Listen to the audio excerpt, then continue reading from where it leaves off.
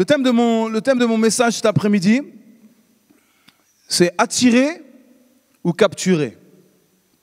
Ok, vous retenez ça, attirer ou capturer. Ce matin, le dimanche matin, j'ai une petite habitude, juste derrière chez nous, on a la chance d'avoir un petit bout de forêt. Pour ceux qui connaissent, c'est Champs-Verts. Et j'aime bien aller me balader le dimanche matin là-bas pour prier, méditer un petit peu. Et puis, il n'y a pas grand monde sur ce chemin.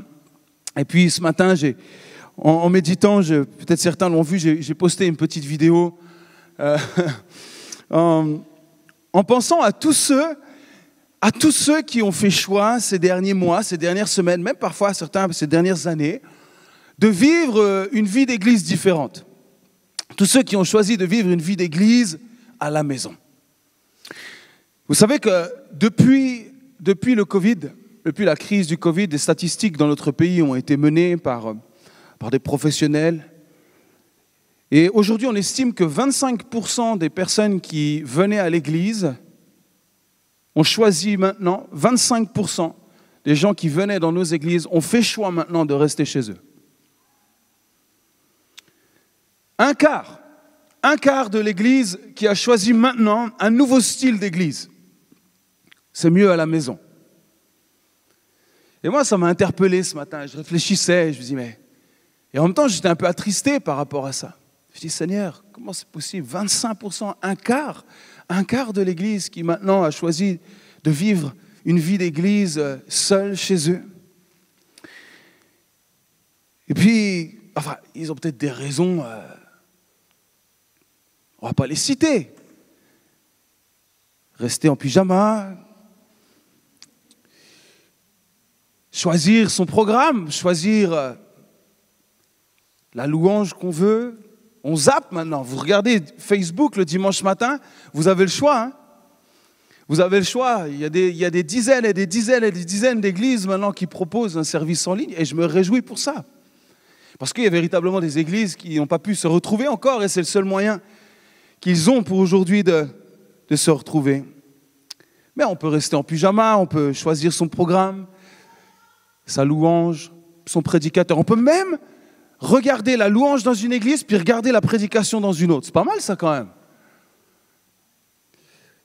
On n'a pas besoin de se préparer, pas besoin de se laver les dents. Pas besoin de s'habiller, pas besoin de s'apprêter. Pas besoin de se maquiller. On peut même cuisiner en même temps, faire son plat du dimanche midi. Une économie de temps. Ah oui, pas besoin de se préparer. Une économie d'argent même, puisqu'il n'y a plus besoin de rouler pour aller jusqu'à l'église.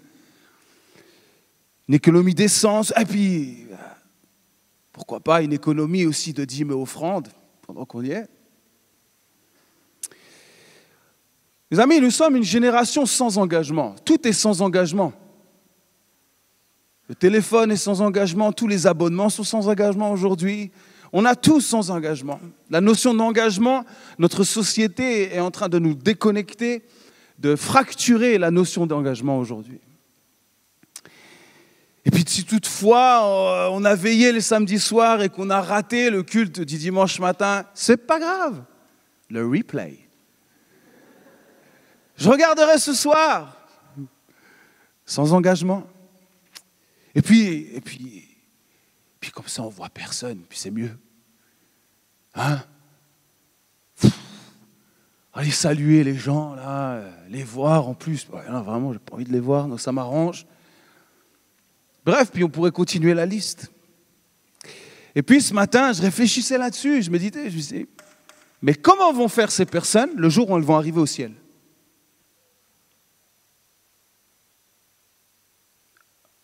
Ah, t'es là, toi ? Ah, ça faisait des années qu'on ne t'avait pas vu. T'étais où ? La gênance, non, un peu ? Bah écoute, ouais, bon... En tout cas, moi, j'aimerais pas me retrouver dans cette position. Et puis, comment faire avec tout ce monde qu'on a cherché à éviter ? Parce que là-haut, tu ne pourras plus les éviter. Tous ces gens que tu n'auras pas eu envie de voir, finalement, ils seront là avec toi. Et en plus, tu sais quoi ? Pour l'éternité. Pour l'éternité, c'est fini, ils sont là. Ils sont là. C'est pour ça, pour moi, il y a un manque de sens. Tu ne peux pas vouloir vivre quelque chose là-haut que tu ne veux pas déjà vivre ici-bas. Ça n'a pas de sens.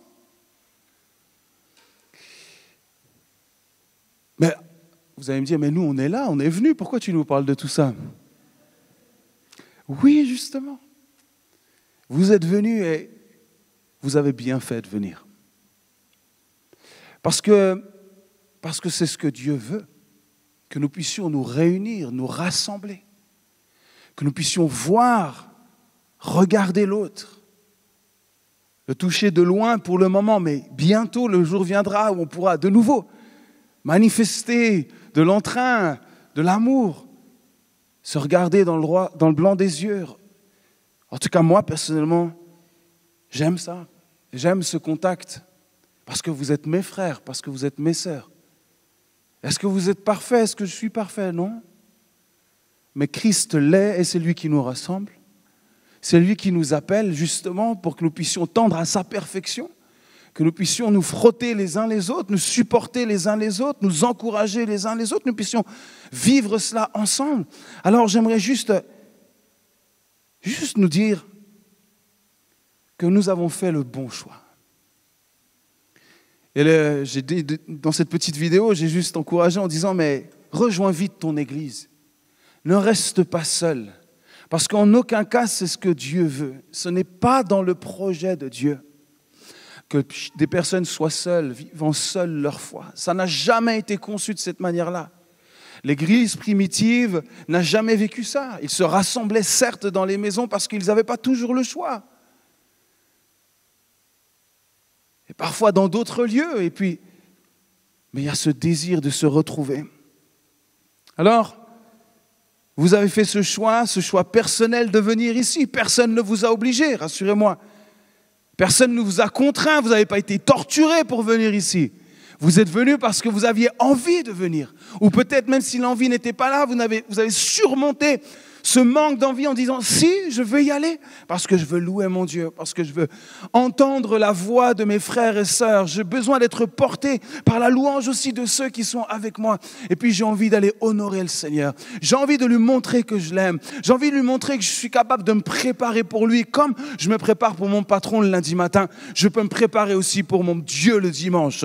Je suis capable de bien m'apprêter pour venir jusqu'à lui, parce qu'il en est digne, parce qu'il m'a tout accordé, parce qu'il m'a tout offert, parce qu'il m'a tout donné.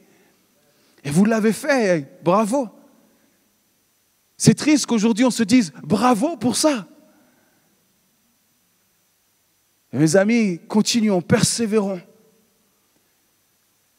Et cette semaine, j'ai regardé un soir avec ma femme, on a regardé sur Netflix la vie de l'apôtre Paul. Je ne sais pas si certains l'ont vu, ce film.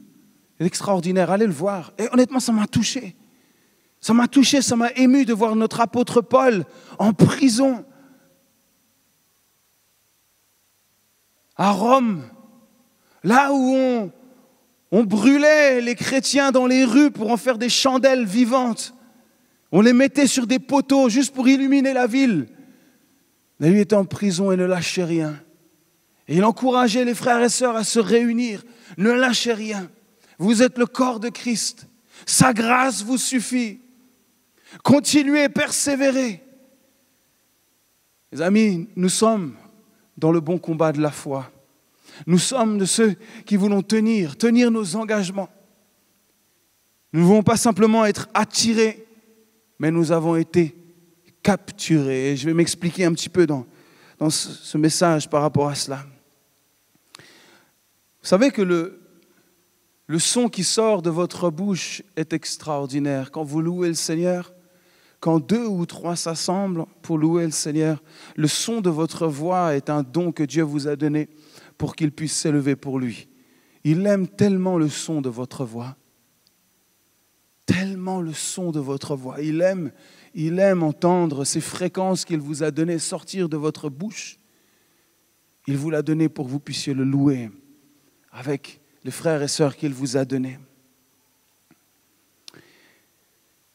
Les opportunités de louer le Seigneur, de l'adorer, de le célébrer, ne viennent pas parce que nous sommes les meilleurs. Les opportunités de le louer, de le servir viennent parce que nous sommes disponibles, ou plutôt parce que nous nous rendons disponibles. Et c'est ce que vous avez fait cet après-midi. Vous vous êtes rendus disponibles. Et plusieurs d'entre vous, vous êtes venus même plus tôt que les autres, vous vous êtes rendus disponibles. Pourquoi ? Pour préparer, pour faire en sorte que quand le reste de l'assemblée allait venir à 14h45, tout soit prêt déjà. Vous vous êtes rendus disponibles. Personne ne vous a forcé à ça. Personne ne vous a imposé, infligé ça. Mais vous avez choisi de vous rendre disponible. Dieu travaille avec ceux qui choisissent de se rendre disponibles. Vous êtes ici et nous sommes ici rassemblés. Pourquoi ? Parce qu'un jour, Dieu a attiré nos cœurs. Il a attiré nos cœurs à lui. J'aimerais vous dire, ce n'est pas uniquement vous qui l'avez cherché, c'est surtout lui qui allait vous chercher. C'est lui qui a attiré vos cœurs à lui. Il a attiré ton cœur à lui. Il a su te démontrer et te convaincre de son amour. Et en retour, qu'est-ce que tu lui as fait ? Tu lui as fait de la place. C'est en retour, il t'a aimé le premier, il t'a manifesté en premier qui il était. Et en retour, tu as dit oui. Mais tu n'as pas dit oui dans le vide. Tu as dit oui parce que tu as vu, tu as compris, tu as saisi l'œuvre de la croix que Dieu t'avait tant aimé qu'il a donné son Fils par amour. Et tu as dit oui, je veux me rendre disponible. Je vais donner de la disponibilité dans mon cœur pour vivre la réalité de cet amour. Personne ne te l'a imposé. Et en aucun cas, nous avons le droit de mettre la pression sur quiconque pour qu'il accepte Jésus. Le Maître lui-même ne l'a pas fait. Il est mort pour tous. Mais pour vivre la réalité de son don, de sa vie et de sa résurrection, c'est un choix que nous faisons d'accepter de lui faire de la place, de se rendre disponible pour vivre la réalité de ce don et la puissance de ce don. Mais il n'y a aucune pression à mettre sur quiconque, que ce soit même peut-être votre conjoint, peut-être qu'il n'est même pas encore à la foi aujourd'hui. Ne lui mettez pas la pression. Ou sur un membre de votre famille, ou sur un enfant, ou sur... Non. Je vais vous dire une chose. Si vous devez forcer pour qu'une personne vienne, vous devrez forcer pour qu'elle reste. Alors que quand cette personne choisit de faire de la place, elle va y aller toute seule, cette personne, parce qu'elle va vivre la réalité de qui est Jésus-Christ et de la puissance de son amour. Jean 6, verset 44, « Nul ne peut venir à moi, nul. » Donc Jésus parle, « Si le Père qui m'a envoyé ne l'attire. » Nul, personne ne peut venir à moi. Personne, si ce n'est le Père qui l'attire. Mais aujourd'hui, j'aimerais faire une différence entre être attiré et être capturé. Beaucoup de choses peuvent nous attirer notre attention, attirer notre curiosité ici-bas, dans ce monde. Et puis j'ai envie de dire, il n'y a pas que des choses repoussantes dans ce monde, il y a des belles choses. Il y a des choses magnifiques que Dieu a créées, tout n'est pas repoussant. Enfin, moi, quand je sors dans la rue, je ne suis pas comme ça en train de me cacher parce que tout est repoussant. Non, il y a des belles choses que l'homme a faites, il y a la nature, il y a des choses extraordinaires qui sont là. Tout n'est pas repoussant dans ce monde. Ça reste l'œuvre de Dieu. Mais dans ce monde, il a fallu que Dieu place des personnes, des situations, des opportunités. Pourquoi ? Pour nous attirer à lui. Et si je laissais le micro aujourd'hui à ceux qui ont choisi de le suivre, on aurait une multitude, une variété de témoignages de comment Dieu s'est servi d'opportunités et de situations pour attirer les gens. Parce qu'il connaît exactement ce qu'il y a dans votre cœur, il sait comment vous attirer, il sait vos points sensibles, il connaît votre histoire parfaitement, donc il sait mettre les bonnes personnes et les bonnes circonstances, les bonnes opportunités pour vous attirer, mais en aucun cas vous capturer, vous attirez simplement. Pour que notre regard se tourne vers lui. Vous savez, je crois qu'aujourd'hui, il y a beaucoup de personnes, et même dans l'Église, dans nos églises, qui sont attirées par Dieu. Et si vous êtes là, c'est que vous êtes attirés par Dieu, par les choses divines, spirituelles. Et ça, c'est une belle étape. Mais il y a une seconde étape. Il y a ceux qui sont attirés et il y a ceux qui choisissent d'être capturés par Dieu. On est facilement attiré ou touché dans nos émotions par des chants, par une émotion, par une atmosphère, par une joie, par une ambiance, par la communion, l'amour, même la prédication, peut-être même les services sociaux dans une église ou que sais-je. On peut être attiré par toutes sortes de choses. Et je comprends cela. Je ne dis pas que c'est quelque chose de mauvais, c'est une étape.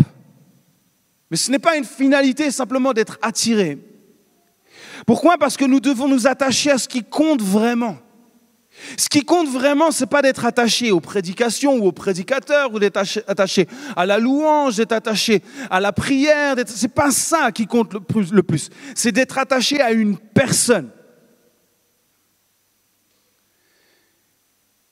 Dieu ne force jamais la porte d'un cœur. Il attire, il manifeste, il prouve, mais c'est le cœur de l'homme qui choisit de s'incliner. C'est le cœur de l'homme qui choisit de s'abaisser devant lui. Il nous appelle et il t'appelle cet après-midi et c'est nous qui répondons. Il lance l'appel, mais il attend que tu y répondes. Il attend que tu manifestes cette réponse. Et j'aimerais nous le rappeler cet après-midi, nous allons entrer réellement dans notre destinée, c'est-à-dire sur le chemin que Dieu a prévu pour nous, uniquement au moment où il est Seigneur de notre vie. Beaucoup veulent de Jésus comme sauveur, c'est-à-dire il me purifie, il me lave, il me bénit, il me guérit. Ça c'est génial. Mais Seigneur, il est Sauveur et Seigneur. Seigneur, c'est-à-dire qu'il règne sur ton cœur, qu'en fait ta vie devient son trône. Qu'il est le roi de ta vie. Et nous ne pouvons pas dissocier le Sauveur, on ne peut pas le couper en deux. Tu ne peux pas prendre la moitié de son corps. Tu ne peux pas prendre juste les jambes et garder le buste. Ou l'inverse, ou le couper comme ça et dire moi je ne prends qu'une partie. Non. Pour prendre la plénitude de Christ, il faut le prendre en tant que Sauveur, l'accepter comme celui qui lave nos péchés, pardonne nos péchés, c'est extraordinaire. Mais aussi comme Seigneur, c'est-à-dire règne sur ma vie. Règne sur mon cœur. J'ai besoin que tu sois le roi de mon être. J'ai besoin de cela. Je veux t'appartenir pleinement. On l'a chanté encore tout à l'heure. Vous savez, il y a des gens qui vivent des grandes expériences. Il y a même des gens qui vivent des miracles, mais qui ne suivent pas Jésus. Moi, j'en connais, dans ma propre famille. Dans ma propre famille, j'ai une de mes tantes. Une de mes tantes, je ne l'ai pas connue comme ça, puisque c'était quand elle était bien plus jeune, mais c'était une femme très moqueuse. Elle se moquait beaucoup de choses, elle rigolait des autres. Et un jour, elle a été invitée à venir à un culte, une célébration. Elle venait juste pour se moquer, pour rire, pour s'amuser. Et puis à un moment donné, il y a eu un appel pour tous ceux qui étaient malades.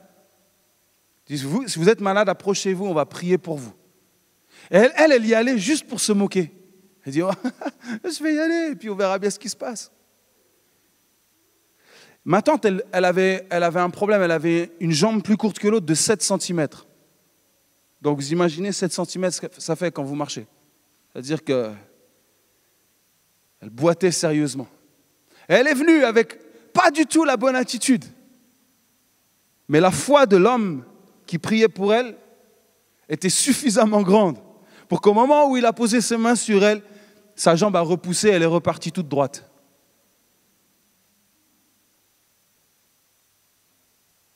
Est-ce qu'elle a, après ça, choisi de suivre Jésus ? Non. Elle est attirée par lui. Elle dit « Dieu est vivant », mais elle ne le suit pas. Elle a été touchée à un moment même dans son corps. Elle a vécu une expérience forte, mais ce n'est pas pour autant qu'elle choisit de suivre Jésus quotidiennement. Ça va bien plus loin qu'une guérison, ça va bien plus loin qu'une sensation, ça va bien plus loin qu'une émotion, bien plus loin que ça. C'est une décision de tous les jours. Tu es Seigneur de ma vie. Seigneur de ma vie. Peu importe les circonstances, peu importe les temps, peu importe les saisons, tu es le Seigneur. Après, on voit ça aussi dans la Bible. Souvenez-vous des 10 lépreux. Vous connaissez cette histoire? Il y a 10 lépreux. Ils croisent Jésus. Et puis Jésus, allez-y. Allez voir les prêtres.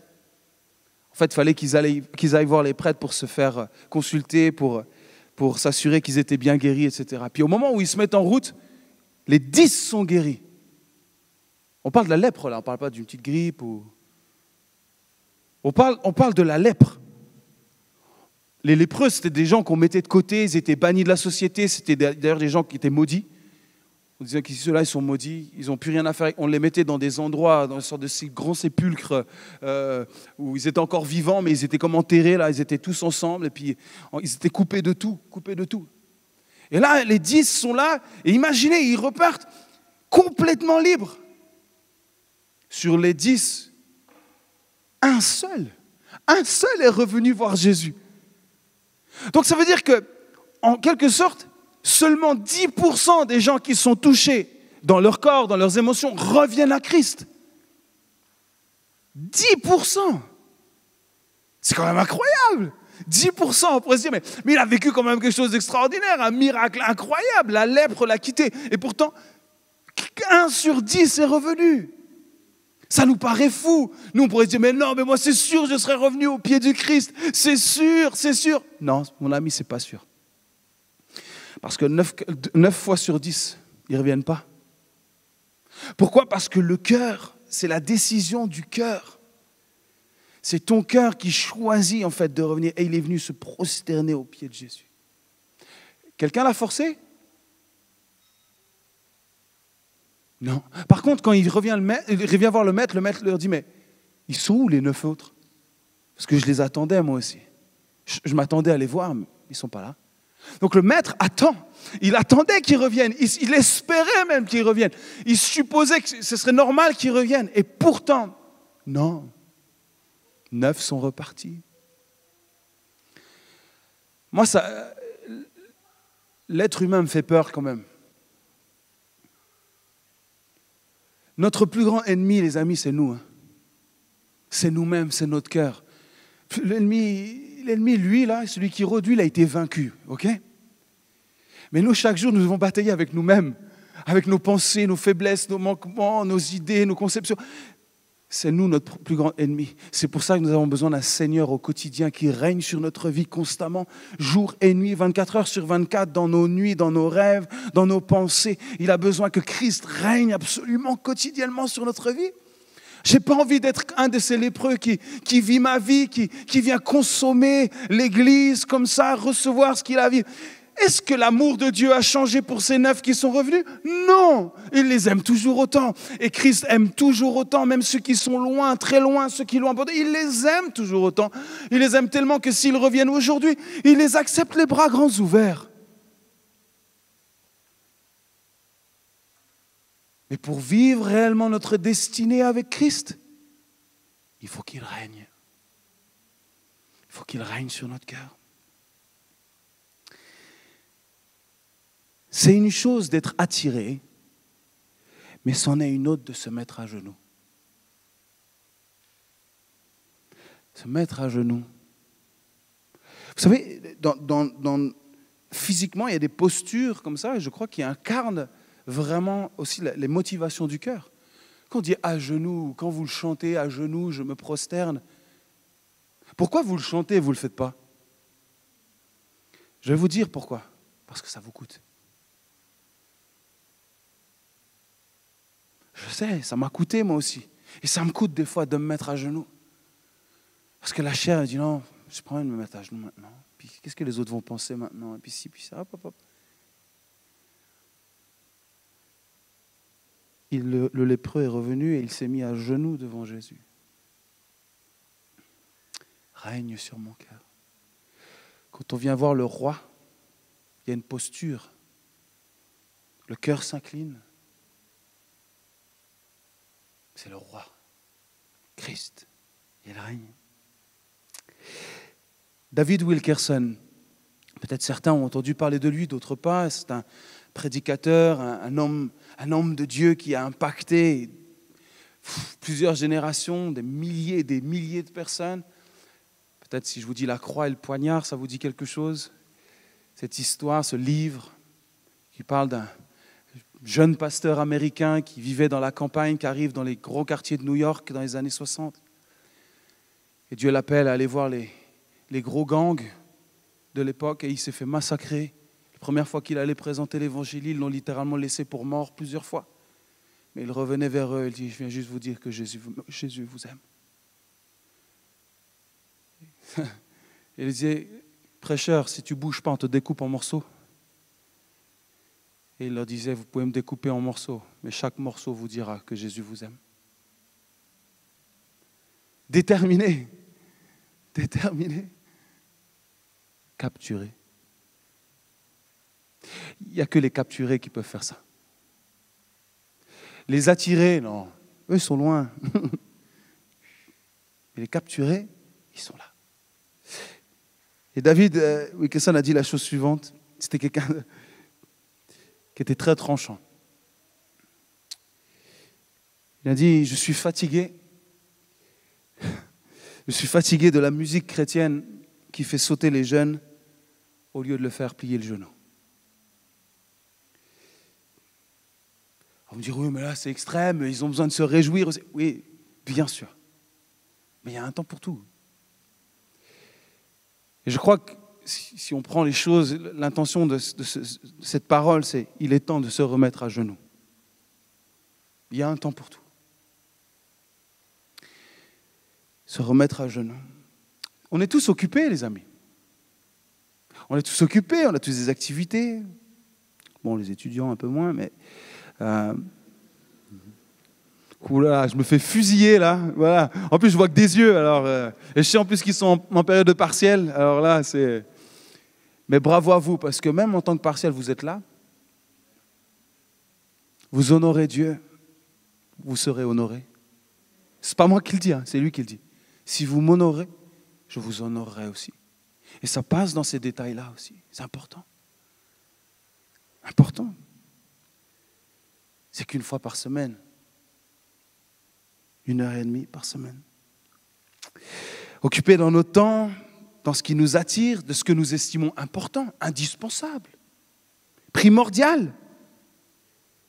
Et puis, cependant, quand Jésus, on l'a dit, on a parlé du véritable disciple ces dernières semaines, quand Jésus vient voir ses disciples, ils sont en train de faire des choses importantes aussi. Ils préparent leur filet, ils sont au boulot, et c'est important, c'est ce qui les fait vivre. Cependant, quand Jésus vient les voir, l'opportunité, il y a une opportunité, Jésus vient me voir. C'est quand même incroyable, le Maître, le Messie vient me voir. En personne, en chair et en os. Il vient me voir. Il ne vient pas nous voir, et il ne viendra pas te voir parce que tu es le meilleur, parce que tu es le plus doué. Parce que quand on regarde les disciples qu'il a pris, il n'a pas pris des plus doués. Il n'a pas pris les meilleurs. Il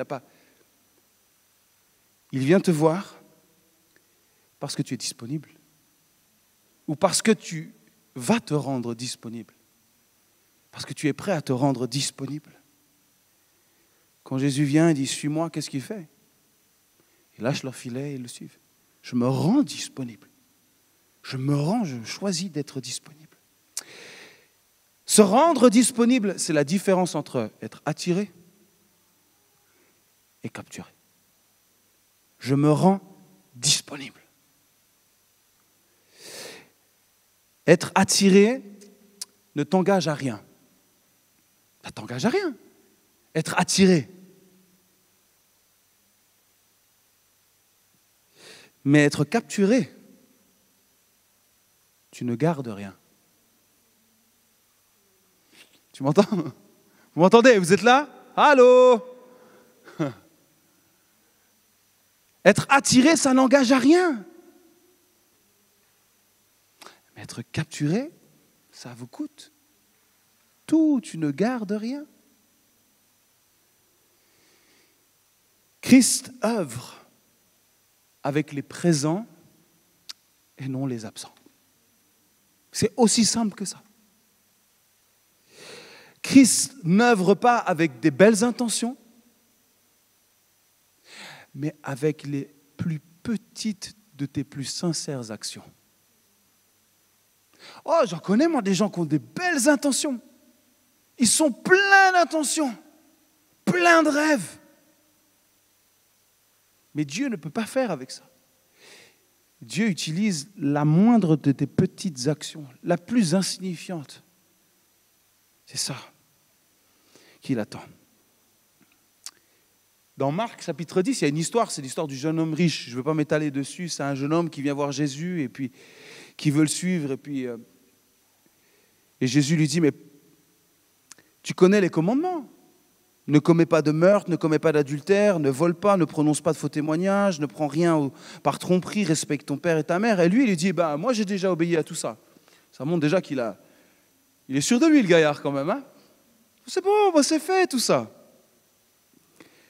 Depuis ma jeunesse, en plus, il lui dit. Depuis ma jeunesse, je fais tout ça, j'ai mis tout ça en route. Jésus le regarda et il nous a dit, il le regarda avec amour. Ça, c'est le regard de notre Sauveur. Toujours avec amour. Il regarde avec amour ce jeune homme et lui dit, il te manque une chose. Juste une. Pas beaucoup, il t'en manque une. Va, vends tout ce que tu as, donne-le aux pauvres, alors tu auras des richesses dans le ciel, et après tu viens et tu me suis. Et qu'est-ce qu'il fait quand il entend ça? Est-ce qu'il va se rendre disponible comme les autres disciples? Jésus propose, il lui dit, tu veux me suivre? Il n'y a aucun problème. Tu vas, tu vends tout ce que tu as et puis tu me suis. Il nous est dit là, quand l'homme entendit cela, il prit un air sombre et il s'en alla tout triste. Écoutez bien pourquoi. Tout triste parce qu'il avait de grands biens. Soudainement, la chose la plus précieuse qu'il avait devient sa plus grande cause de tristesse. Sa propre richesse devient sa propre tristesse.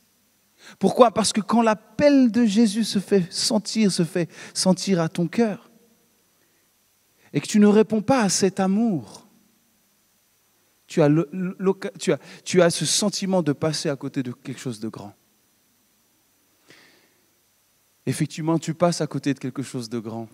Parce que la plus grande des vies, la plus belle des vies, c'est de suivre Jésus. Qu'il règne sur ton cœur, qu'il règne sur ta vie. Oui, le jeune homme riche est toujours aimé par Dieu, mais il n'a pas saisi l'opportunité, il ne s'est pas rendu dispo. Être attiré ne suffit pas. Te rendre disponible. Qui va se rendre disponible dans les mois, les semaines, les années qui viennent? Qui d'entre nous ici? Qui va se rendre disponible?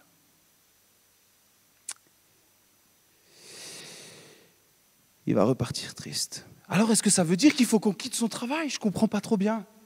Ça veut dire qu'il faut absolument qu'on quitte son boulot? Qu'on doit travailler à 100% pour Dieu dans le ministère? Tous ces mots qu'on utilise en ce moment. 100% pour lui? Qu'est-ce que ça veut dire tout ça? C'est vrai, des fois je rencontre des gens, souvent des jeunes qui viennent, qui disent, moi j'ai un rêve, c'est un jour de servir Dieu à 100%. Je les regarde comme ça, je dis, mais pourquoi tu ne le fais pas maintenant? Oui, mais je suis étudiant. Ben alors? Comme si en fait servir Dieu à 100% était l'ultime réussite. L'objectif de vie, de carrière. Je vais être ministère à 100%. À plein temps. Ah, ça, je l'ai entendu, ça. Ou à temps plein, comme vous voulez. Ça veut dire qu'en fait, que si tu n'es pas employé par l'Église ou par un ministère quelconque, ça veut dire que ton service, il est moins bien que les autres. En tout cas, moi, je ne vois pas du tout ça dans la parole. Je ne vois pas où c'est écrit. Mais je crois que le véritable serviteur de Dieu, est celui qui crée de l'espace, qui crée de la disponibilité dans sa vie pour que Dieu fasse son œuvre. Il est là le vrai serviteur, il est là le vrai disciple. Je fais de la place quotidiennement dans ma propre vie déjà pour que Dieu fasse son œuvre.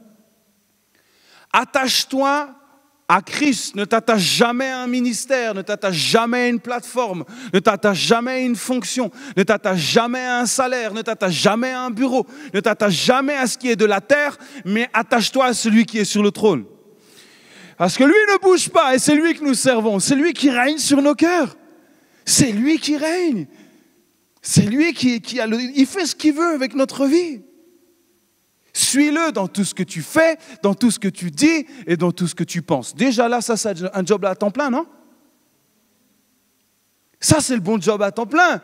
Dans tout ce que je pense, dans tout ce que je dis et dans tout ce que je fais, j'ai envie de servir le Seigneur. Il est là le boulot à temps plein. Il est là, c'est où Jésus nous attend. C'est là qu'il veut régner, dans les petites choses de notre vie, dans les petits détails de notre cœur. C'est là où Jésus veut s'installer pour régner. C'est là. C'est là qu'il lui faut lui donner toute cette place pour qu'il règne. J'aimerais vous dire, l'église, ce n'est pas une agence intérim. On ne vient pas chercher du taf à l'église. Ça n'a jamais été la vocation de l'église de donner du boulot à des gens. Vous m'entendez? L'église, ce n'est pas une agence intérim. Ne venez pas avec un CV à l'église.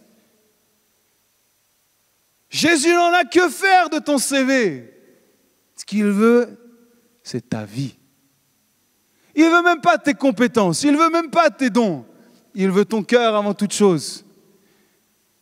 Devenir un adorateur avant d'être un serviteur. Et ça le plus important. L'église, vous savez ce qu'est l'église et il faut que l'église redevienne l'église. L'église, c'est le rassemblement des saints.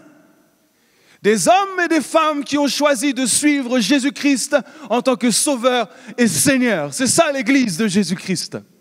Après, oui, il y a des choses qui se passent. Peut-être il y a des gens qui travaillent. Peut-être certains sont employés par l'église. Pas dans la nôtre pour le moment, en tout cas. Mais je sais que parfois, c'est important. Mais ce n'est pas un objectif. Et j'ai envie de dire, bossons tous à temps plein pour le Seigneur là où nous sommes. Là où tu es, bosse à temps plein. Là où tu te trouves, bosse à temps plein dans ta propre vie déjà. Hein? Dans ce que tu penses, dans ce que tu dis et ce que tu fais. Il y a un job à temps plein à saisir là. C'est peut-être pas celui qui te fait rêver, mais c'est celui que Jésus attend de toi. C'est celui-là, il dit, mais je t'ai donné un boulot. Pourquoi tu vas en chercher un autre? C'est important les amis de rappeler ça. Je le crois vraiment. Nous vivons pour le royaume, les amis. Tous ensemble. C'est ça l'église, c'est tous ensemble. Le rassemblement des saints. Une personne capturée, qui se laisse capturer, va vivre pour cela, pour le royaume, pour voir le royaume de Dieu évoluer. Vous savez, dans le monde, voilà, dans l'ère du temps, dans la mentalité de ce monde, vous avez du succès quand? Vous avez du succès quand les autres vous suivent, n'est-ce pas? Quand les autres vous suivent, vous avez du succès. Quand les autres vous servent, vous avez du succès. Eh bien, en fait, dans le royaume de Dieu, c'est complètement l'inverse. Complètement. Vous êtes grand si vous servez les autres.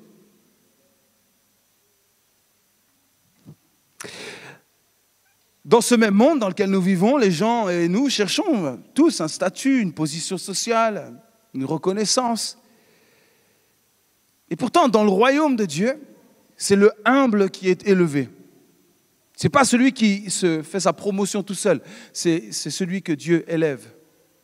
C'est celui qui s'abaisse pour être élevé. Dans le monde, en fait, aussi, tout ce que vous êtes supposé prendre, tout ce que vous pouvez pour vous-même. Tout ce que tu peux, prends-le, c'est pour toi. Prends-le. Ne te gêne pas, prends. Parce que si tu donnes, tu perds au final. Donne pas, prends pour toi, prends. Dans notre royaume, donnez et il vous sera repris.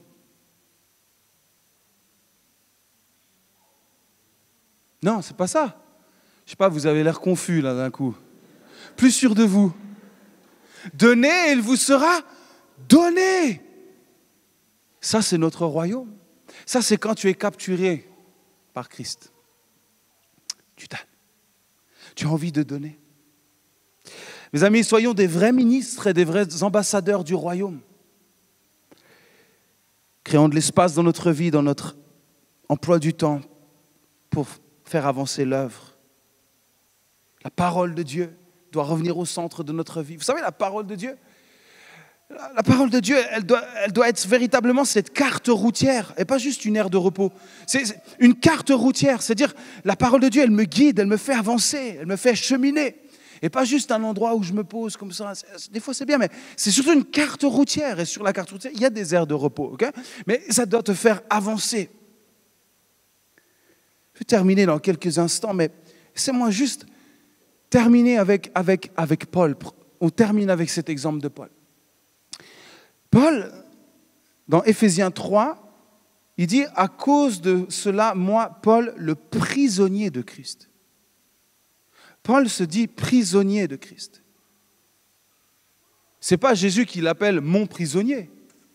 C'est Paul qui dit je suis le prisonnier de Christ. Paul, prisonnier, Paul était non seulement le prisonnier, mais aussi serviteur que Dieu a envoyé vers les païens, vers les non-juifs, les idolâtres, les débauchés. Et ça, c'était une humiliation extrême pour un juif d'aller vers ces gens-là. Surtout un homme comme Paul, avec sa culture et sa réputation et ses capacités. Paul, il n'a pas été envoyé vers les impeccables du temple. Il n'a pas été envoyé vers les propres. Il n'a pas été envoyé dans les cours des rois pour prêcher Christ. Mais il a été vers les idolâtres, les impurs, les immoraux de l'Empire romain. Il a été envoyé notamment à Éphèse. Éphèse, c'était vraiment une ville remplie de débauches, polygamie, inceste, orgie. Il y avait tout ce qui, voilà, et l'orgueil qui régnait au plus haut. Et Paul a été chargé de prêcher l'évangile et d'enseigner Christ à des gens auxquels personne n'aurait eu envie d'aller prêcher. Pourquoi? Prisonnier de Christ. Je me rends disponible.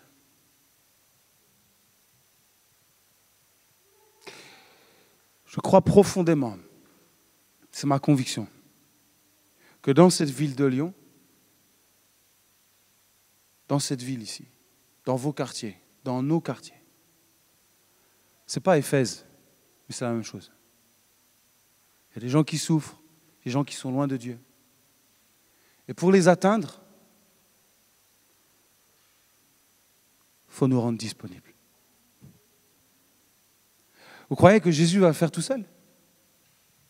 Il ne l'a jamais fait. Ce n'est pas maintenant qu'il va le faire. Il a choisi de travailler avec nous. Sommes-nous de ceux qui allons nous rendre disponibles? Prisonniers de Christ. Règne sur mon cœur. Et la deuxième chose qu'il va dire, je suis le moindre de tous les saints. La semaine dernière, on a entendu parler d'humilité. Là, Paul incarne vraiment ça. Il dit, je suis, 1 Corinthiens 15, je suis le moindre des apôtres et je ne suis pas digne d'être appelé apôtre parce que j'ai persécuté l'Église de Dieu. Je suis le moindre de tous les saints. Il se considère sincèrement, ce n'est pas juste pour dire je suis le moindre de tous. Il le croit vraiment, je suis le moindre parce que je suis indigne en fait. Je n'aurais jamais dû être au service du roi comme ça, j'aurais jamais dû. Je suis tellement sale, j'ai persécuté les chrétiens, je les ai tués, je les ai lapidés, j'ai tout fait pour les massacrer. Et c'était Paul ça.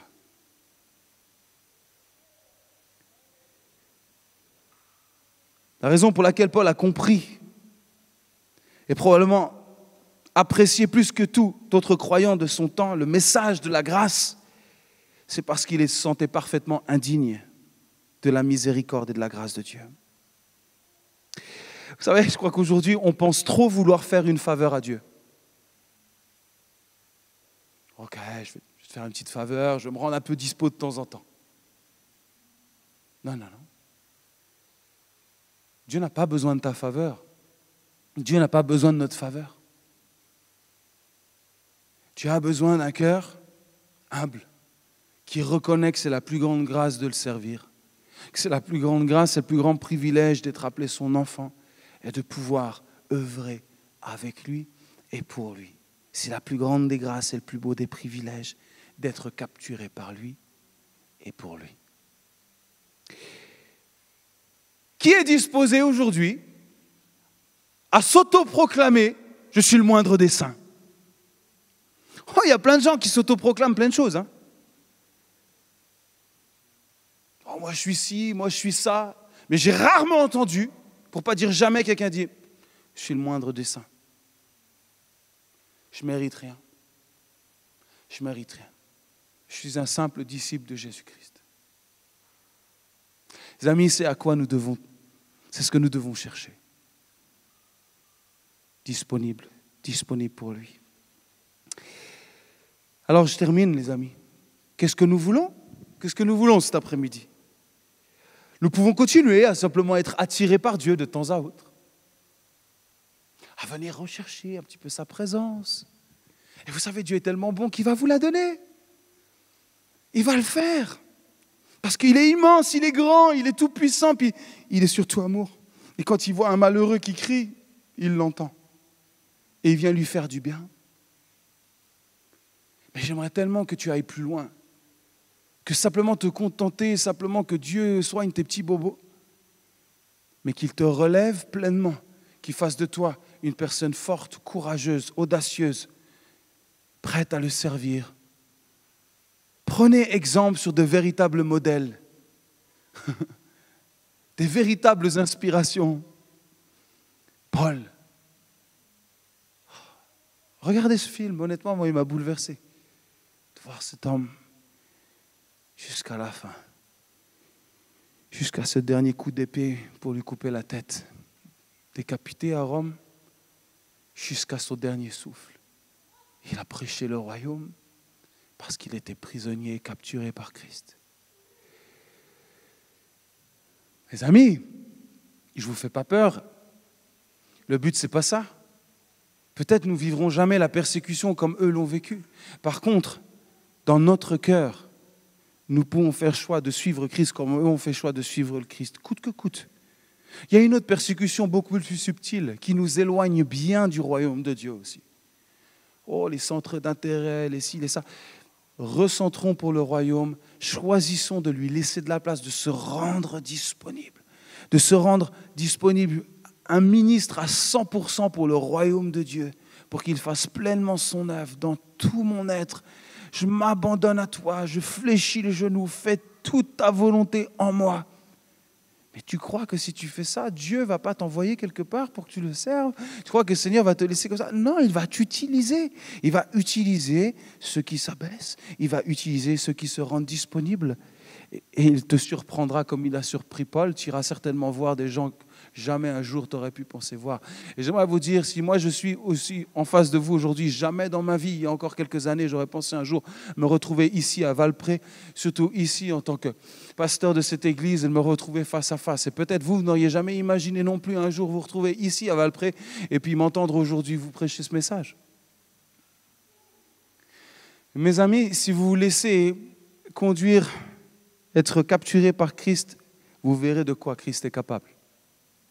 Il vous surprendra, il vous emmènera vers des gens que vous n'avez même pas idée aujourd'hui, que vous ne connaissez même pas encore aujourd'hui, des personnes qui vous apporteront de la joie, du bonheur, des personnes auxquelles vous allez être aussi d'une véritable source de bénédiction et vice-versa. Alors, dispo ou non? Attiré ou capturé? Que voulez-vous cet après-midi? Ce n'est pas mon appel.